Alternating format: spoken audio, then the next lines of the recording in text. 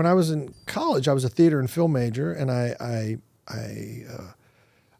was a fan of comedy. I just loved it. I could quote almost every comedy from the 80s, chapter and verse, movie-wise. Young Frankenstein.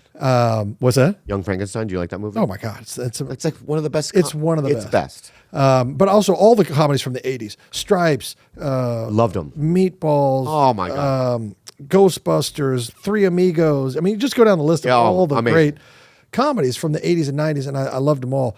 But I just didn't think it was real. I just didn't think it was like tangible. Yeah, I was reachable. Like, I went to the University of Kansas. I'm a kid from the Midwest. I knew nobody in show business. I didn't even know what to begin. I just knew what I liked, right? Yeah. I remember when I was a kid, I saw Eddie Murphy Delirious and thought it was one of the greatest things I ever saw, right? And I was like, the next day at school, I was quoting it, for the other kids in the class. And I just loved that. Never seen anything like it back then. Right.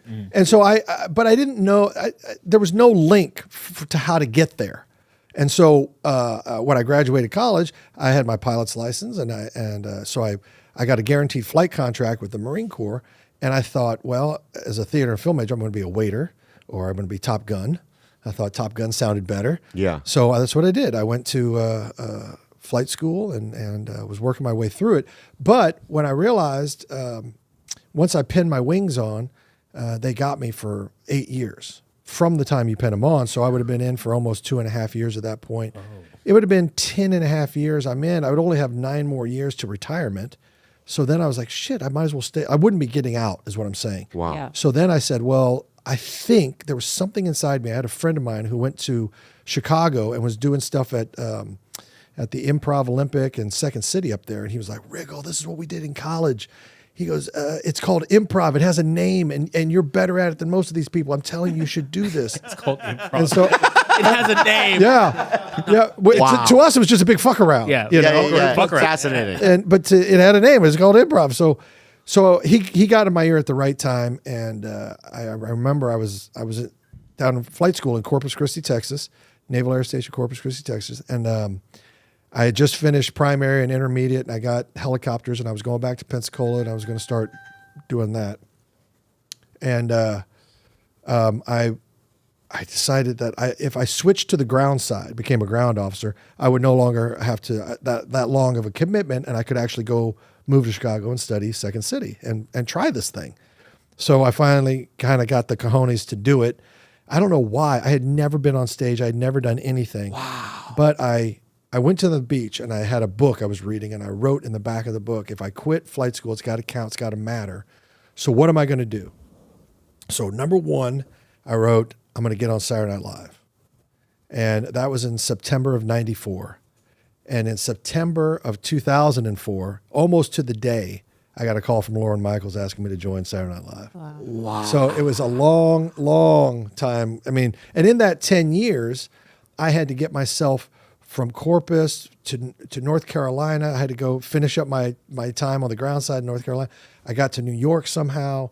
That's a whole nother story. You can read about it in the book. Then I joined the UCB.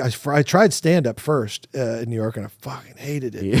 I sucked. It was terrible. It was the most scary thing I've ever done in my life. Yeah. It was, and then found UCB and worked my way through that for about 7 years, and then I got a break. The first job I ever got was Saturday Night Live. My God. Were you nervous? Terrified. Yeah. Terrified. I mean, I was so green to show business. I didn't know how anything worked. Yeah. And I just assumed it was like the Marines. Everybody's honest. Everybody does their job. If they say they're going to do something, they're going to do it.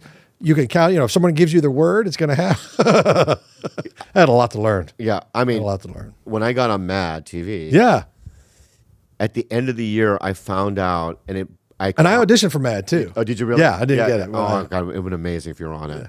But I found out at the end of my first year, I cried over this. I found a tape of they recorded all my table reads because I was so bad, and they would laugh about it behind my back. Oh, that's terrible. Yeah.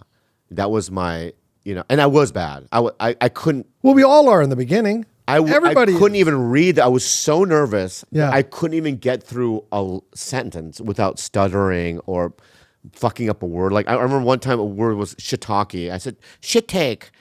Yeah.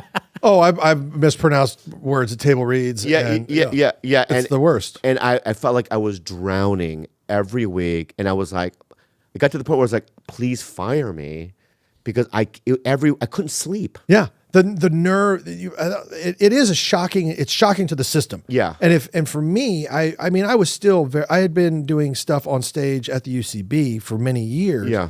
But I had never been I hadn't been in the front of the camera that often. And then live TV, live to live, where you're reading off cue cards and you only see one cue card at a time, and and the way it works on SNL is the host is always in black. And then everybody else has a color code. So like if Tina and Amy and I were in a scene, Tina would have brown ink, Amy might have blue, and I would have green. Wow. And you're color coded, right? So I would be looking for green.